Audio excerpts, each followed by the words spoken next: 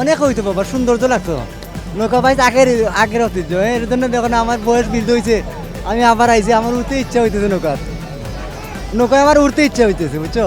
অনেক সুন্দর আনন্দ, সবাই আনন্দ করতেছে, আসতেছে অনেক লোক এখানে, দেখায় একটা মজার মতো আর কি।